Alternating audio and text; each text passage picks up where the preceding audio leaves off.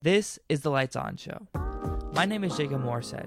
I'm an honors student at Boise State University, and this is my podcast centered around turning the lights on. I go and talk to day-to-day professionals to learn how they've mastered their craft. We go in-depth on the inner workings of their perspective, their process, and their strategies, all in the hopes of inspiring others. All right, welcome back, everyone, to the Lights On Show. As I mentioned last week, I'm now officially in school at Boise State, and this is my first full, complete week here. So I got here, not last Wednesday, but the Wednesday before that, and now it's Friday, well, now it's Saturday, about a full week and a half. In this episode, I just want to talk about some of the things that I've experienced and some of the things I've learned, so that way maybe if any of you guys end up going to school, or maybe you are currently in school, and maybe you don't know all ins and outs, maybe I can kind of spruce something up so that way you can potentially succeed better. So the first point that I really want to emphasize is don't be a total hard butt. Like, don't be so gung-ho and cocked up on yourself.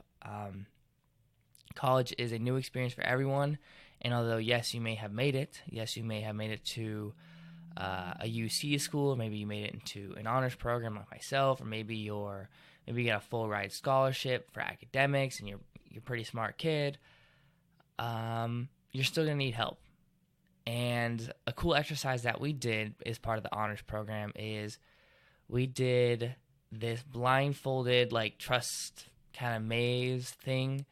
And so let me describe it real quick. So basically, and then I'll explain why it relates to not acting so gung-ho about yourself. So real quick, so college is full of resources. Colleges have they have study sessions, they have office hours for professors, you have peers and friends that will help you throughout your classes, you have just YouTube period, you just have the humility to study. So there's lots of ways to become smarter and to actually succeed in your classes.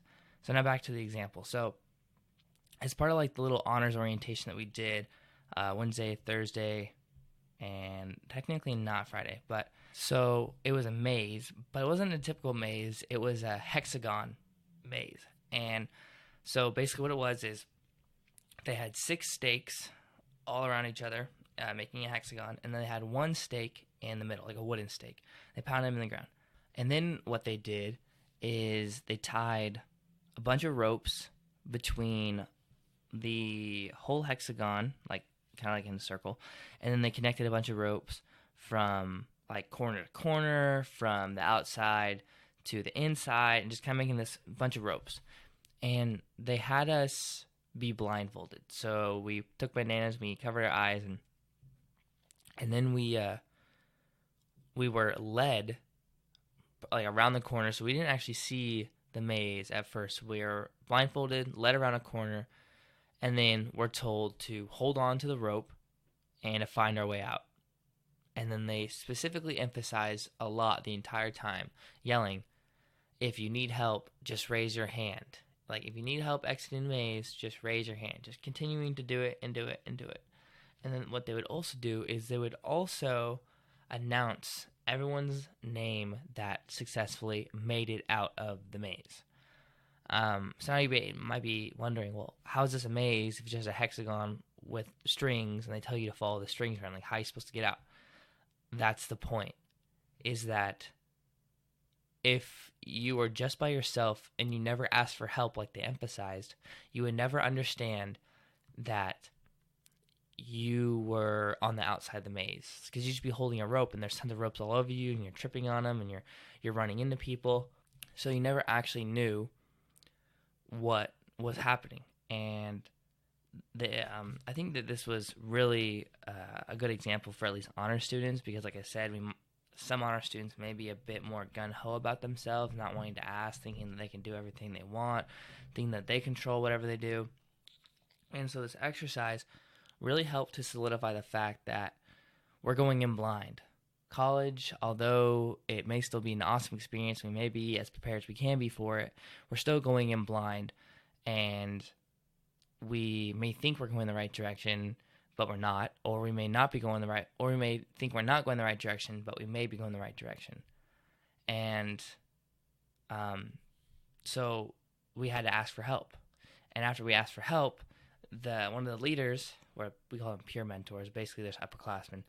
The upperclassmen would come and grab our hands and just pull us underneath the rope, which would just be just outside of the hexagon, and then they would announce that we made it. And so again, the whole purpose is just to humiliate ourselves, respectfully humiliate ourselves, so that we can understand that although we may be honor students, or though we may be prepared, is that we're still going to need help. And it's not wrong to ask for help. Asking for help can help you to succeed. For example, there used to be a poster in my old high school that said, behind every great, there's a teacher that taught them. And the great as in a person, in the context of like a noun, there's a teacher behind them that taught that person. No one is truly self-made. Yeah, you can be pretty self-sufficient. You can be someone who has found help themselves and hasn't been given help, like without asking, and that's fine. Everyone has their own ways of learning, but there is truly no one person that is 100% self-made. It's nearly impossible to do that. So definitely some good food for thought.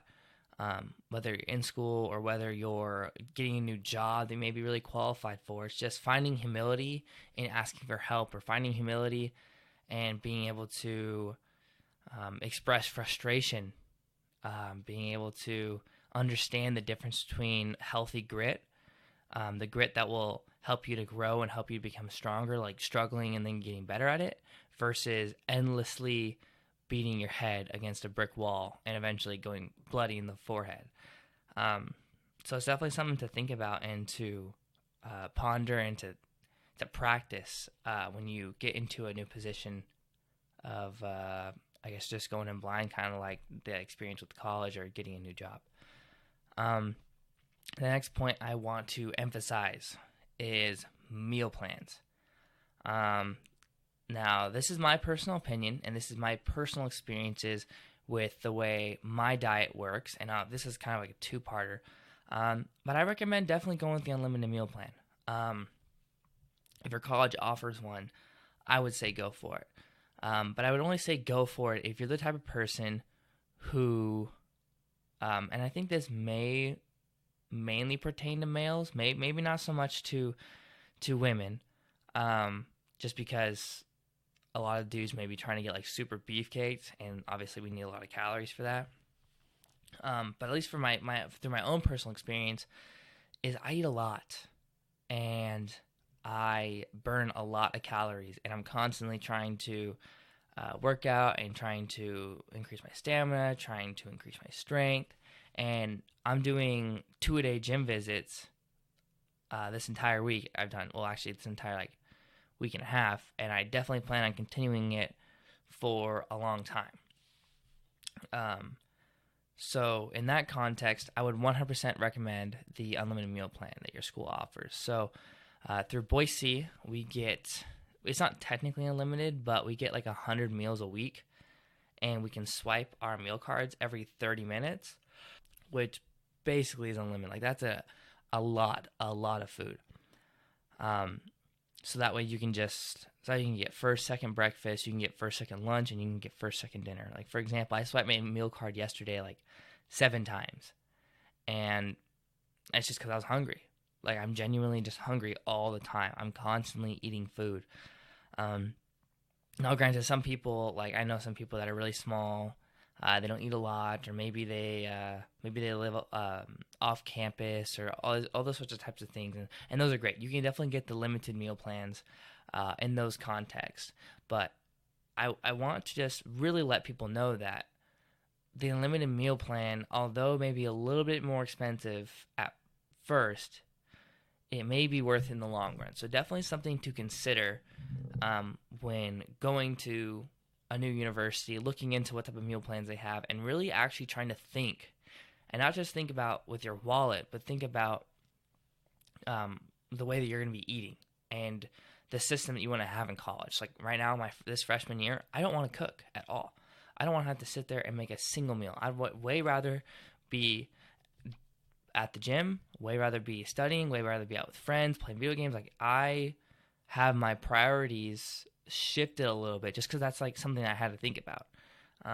Also, if you're someone like me who eats like 6 meals a day, that's really expensive to pay for without the meal plan. So, for example, the difference between the 14 meal a week meal plan and the unlimited meal plan, I think it's like $300 a semester. I probably so far this week I've swiped my card 30 times. That's twice what the 14 meals a week is, and it's technically not even the end of the week. And so it's just to me, in hindsight, or I guess, in hindsight, if I would have gone with the 14 meal plan, I would have to go out and buy food, and then that would continue to roll over more than the $300 upgrade is. So definitely just some food for thought to think about is a meal plan and kind of what type of person you want to be in college physically. It's definitely a really good thing to think about. And then to add on top of that is the rec center or the gym or whatever your school ends up calling it. I'm pretty sure most schools are going to have a dedicated student rec center that has weights and has a basketball court. They probably will have swimming and like racquetball stuff. Most schools are going to have that. And I would recommend using it. You pay for your tuition, you might as well use it. Even if you're someone who's never lifted before, even if you're someone that's never been active before, now is a great time. You finally being able to move out and experience and express yourself your own way. And I think exercise is a great option for a lot of people. Like exercise isn't really something you can debate about, like whether or not you kind of want to do it. Like everyone's body can benefit from exercise, even people that may have physical disabilities, like they have like they're paralyzed from the waist below, or I mean, there's lots of examples that are like lots of circumstances that can still benefit from a healthy and physical, activities. And and you pay for it. Like the reason why students have free gym access is because we pay for it through our tuition. I'm pretty sure most schools are like that. So definitely would recommend taking full advantage of the rec center. They have staff that will answer all your questions. Pretty much all the college students, like at least here, no one cares. Like no one cares if you're a beginner. No one cares if you swim like an idiot because you have never really swam before. People don't care if you don't understand how body mechanics work and you lift like a total idiot. Like most people don't care, and obviously you can continue to improve yourself if that's something you really want to do. Like when I first started lifting, which I'm not trying to like flex, I'm a big beefcake because I'm really not. But when I first started lifting, I looked stupid, but now I actually kind of know what I'm doing. And so if you're really into it, you can just progress and then you just become a normal. Like just because you're new now doesn't mean you're going to be new in 2 weeks. You're just become a normal everyday gym goer. So like there's no point on even being scared. But really people are not going to be, they're not going to be judging you. Like, I don't know. I mean, most people just don't really care what you're doing. They're just going to want to be left alone, and then you'll be left alone, and then you'll just be able to work out. It'll be great.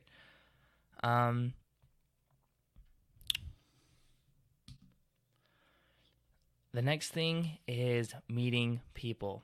So obviously we're going to college or we're getting a new job and we're going to be meeting a lot of new people.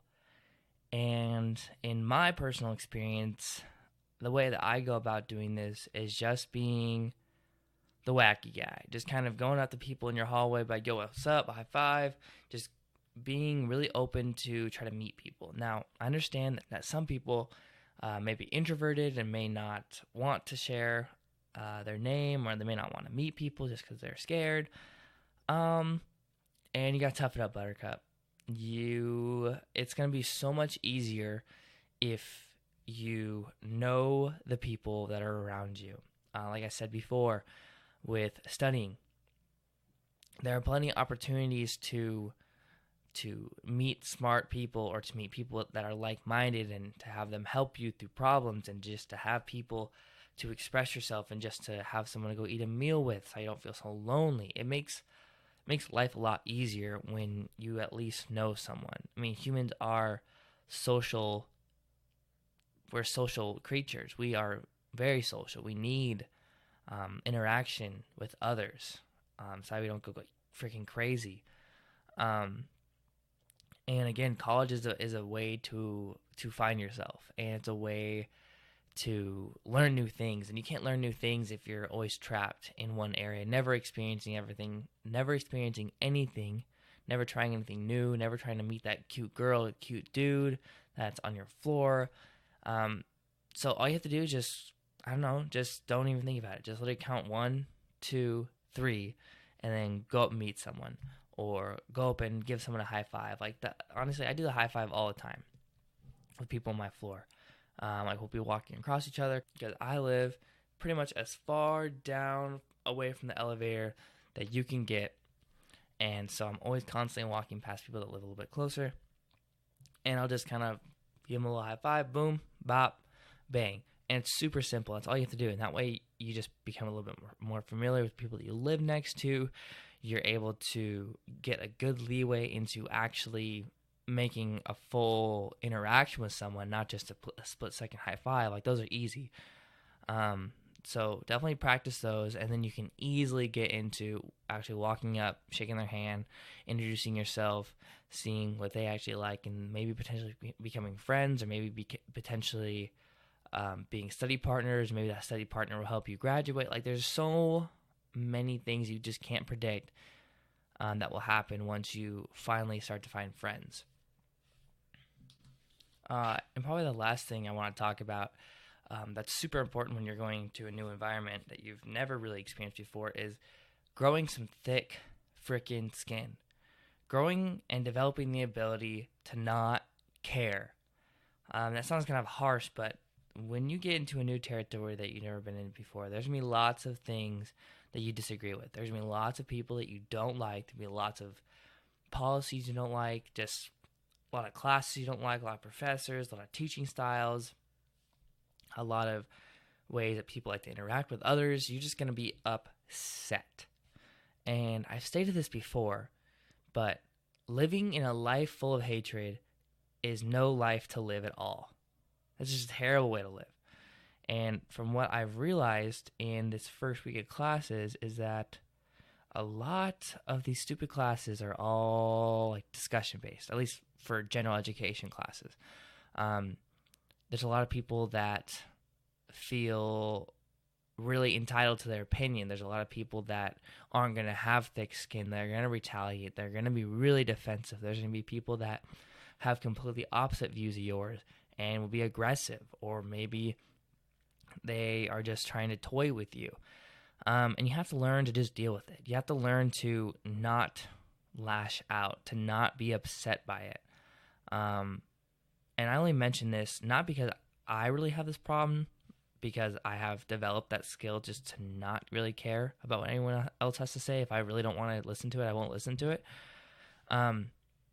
But I just feel like there are a lot of people, you can just kind of tell when someone's like really kind of antsy or like defensive, or like kind of has like a really strong self-entitlement and they've kind of given themselves. And you just gotta watch out for those people. Just take it, because those are the people that you just don't really want to engage. You don't want to feed them. And because obviously you can only control yourself, you can't control others. But you don't want to feed them. You just want to be able to take it. You can try to understand what they're trying to have to say. You can try to make the best out of a bad situation. But at the end of the day, don't allow those type of people to literally make you mad, like to actually affect your emotion. Because then they win and you're sad. And it's so much easier to excel in college, to excel in a social lifestyle, when you're just able to toss stuff off when you need it. So I would definitely recommend that. And then Also, like kind of like a couple side notes, definitely use Google Calendar. Google Calendar is a lifesaver. Not really a lifesaver, but it's really awesome. So I put my entire schedule on Google Calendar. I have it on my phone, my iPad, my computer.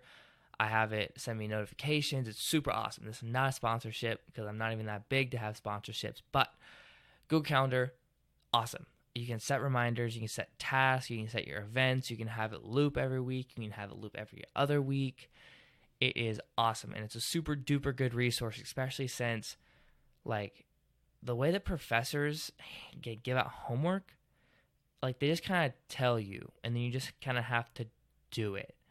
It's not like it's not like they hand you a worksheet and say, all right, do problems 1 through 6 by the time next class is. It's like, no, like you just kind of have to figure it out, specifically what you need to know before the next lecture. And when you have Google Calendar, or any type of other organization device, it just really helps to whip out your phone real quick, jot it down, and then you have a reminder. And you can set the reminder for like 3 hours before it's due. And that way you're like, oh, wait, what the heck? I only have 3 hours to finish this? Boom, and you can just get it done. So it's super duper useful. That's why I would recommend Google Calendar over a planner, because it is able to send you reminders and you can color code it really easily. It's just a really good resource to have. And other than that, though, I don't really have anything else. But just have fun. It's what we're here to do. We're here to be adults and do our own thing.